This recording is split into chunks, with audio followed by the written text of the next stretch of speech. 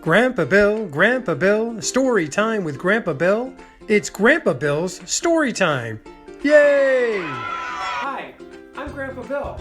Welcome to Grandpa Bill's story time. Come on in, make yourself comfortable, and we're going to sit down and read a good book. Okay, our book today is The Magic School Bus in the Haunted Museum, a book about sound. Oh, it's always fun. The Magic School Bus are always fun books. Yeah, that's right.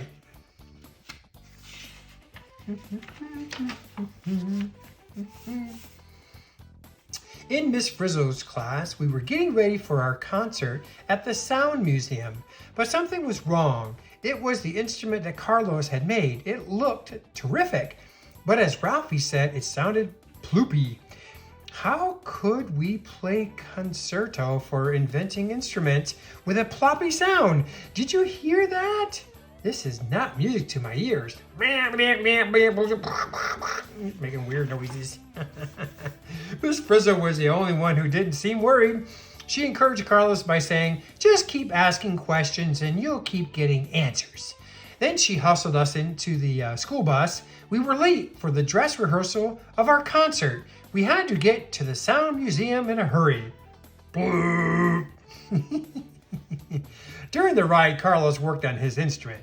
I don't think it's getting better," said Dorothy Ann. "He needs more time," agreed Tim. That's when the bus began to act strangely. This happens a lot when the Frizz is driving. Are we there yet? Bloop. Uh-oh, it's doing something crazy. Suddenly the bus overheated. "We're stuck," said Phoebe. "We'll miss the dress rehearsal," said Dorothy Ann. "I'll pull the bus," cried the Frizz, "and you can push it." "I don't think Carlos is getting anywhere," gasped. "Neither are we." They're pushing the bus. While we pushed, Carlos kept working. His instrument looked better and better. It sounded worse and worse. Meanwhile, we kept hearing all these spooky sounds. Whoosh, squeak, squeak. It looks spooky, right? Then we heard different sound. Miss Frizzle called it mellifluous. It was also coming from the old creepy house. We wanted to get back to the bus, but the Frizz cried, "Take chances, make mistakes." "Our broken down bus is looking better and better." "This place is batty." Eek, eek. There's bats flying. Gong, bong. And she rang the doorbell. Boy, did it sound off. It looks kind of creepy. Carlos heard the amazing sound too. "Listen to that. I need to find out what's making that sound," said Carlos. "I knew I should have stayed home today," Arnold said. When the door swung open, Carlos and Miss Frizzle walked right in. The rest of the class followed. Squeak, squeak. "Be my guest." "I don't want to be a guest in this place." They're all afraid. "Hello," called Miss Frizzle. "Hello." Her voice echoed back to us. No one greeted us. The door swung shut, and it wouldn't open. We were stuck in the house. Uh-oh. Wah, wah, wah. "Here's a phone book," said Dorothy Ann. "Maybe we can call for help."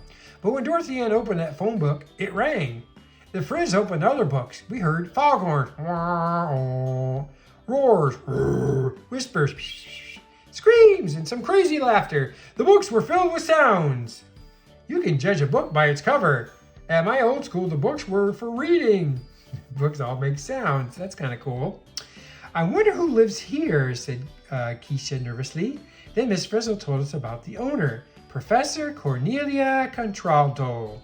Cornelia was an eccentric collector of sounds. She explained she disappeared about 100 years ago.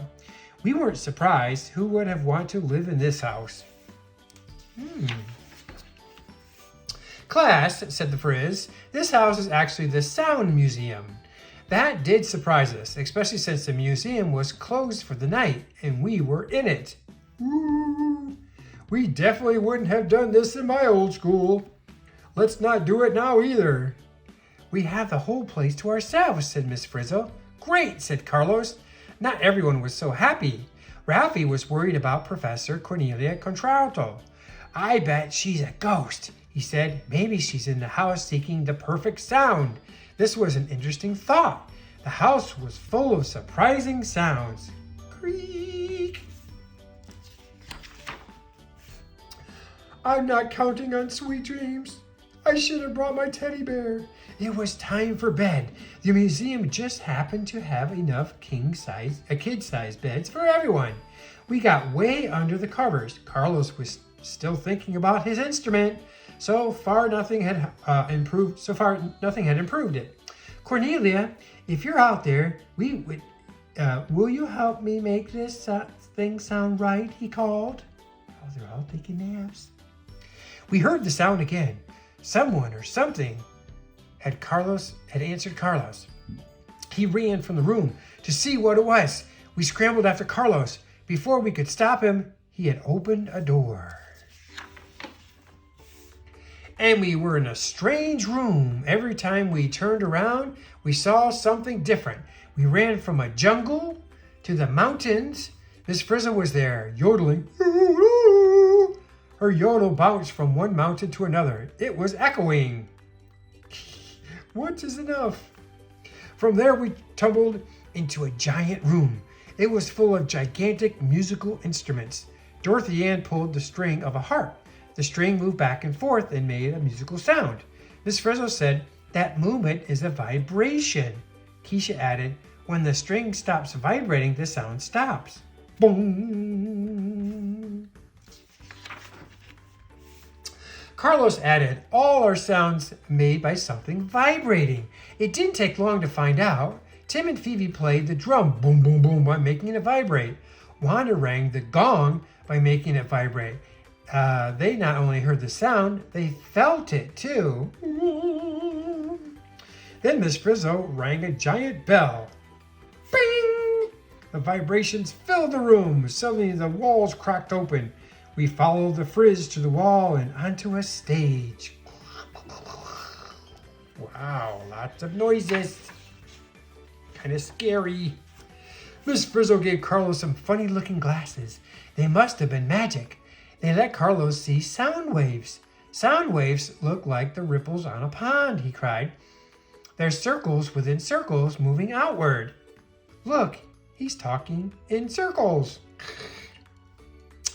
We all put on magic glasses. It was fun making sounds and watching the vibrations.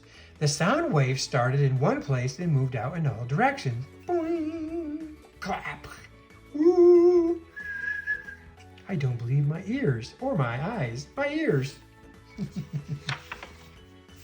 Miss Frizzle showed us something else. First, she sang a high note. The circles came out close together. Next, she made a low note. The circles were further apart. Class, said the Frizzle, high sounds are made when something vibrates fast. Ah. Low sounds are made when something vibrates slowly. Oh. I'm afraid she needs a tune-up. Ah. When Carlos got a really soundproof idea, it doesn't matter how my instrument looks. What matters is how it vibrates. He dashed back to the bedroom. His instrument was gone. Oh no, it's gone. Where is it, Liz? We were nervous. We heard that amazing sound again. Then the lights went out. That sound is coming from the closet door, cried Dorothy Ann. Carlos opened the door and disappeared. He had fallen into a dungeon. Oh! That didn't bother the Frizz. She jumped right in too and shouted, "Follow me, kids!" This seems like an unsound idea, but she was our teacher. Oh! Soon we were all down there together. Whee! Hey, that's right, it's hay. Get found the hay.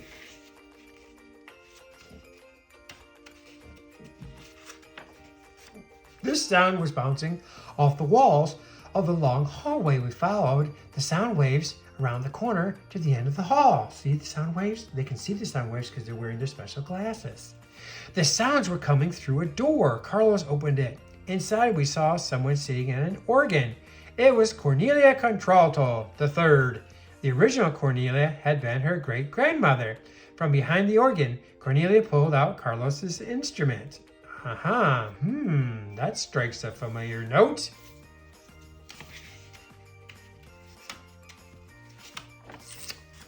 Carlos knew exactly what to do. He began taking things off the instrument. With so much stuff on it, the instrument can't vibrate the way it needs to, he explained. Ah, the sound of music at last. We had a terrific concert. Everyone loved the amazing sounds from Carlos' invented instrument. Cornelia liked them so much she asked for the instrument. She said no sound museum was complete without it. She was right. Aww, isn't that great? Learning about sound. And sound is fun. Oh, thank you for sharing this book with me today. Come back again for more stories with Grandpa Bill. Goodbye.